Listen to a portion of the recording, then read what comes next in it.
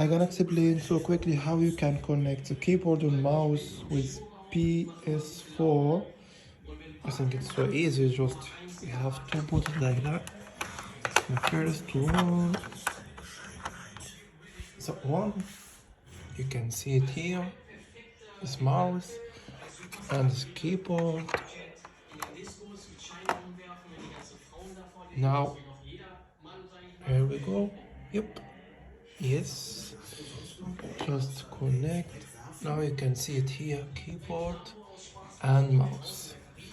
Look, easy peasy. So now we're gonna start modern Call of Duty Warzone Pacific with this keyboard. Actually, it's incredible, so beautifully, and with that keyboard mouse, I find it's so good quality.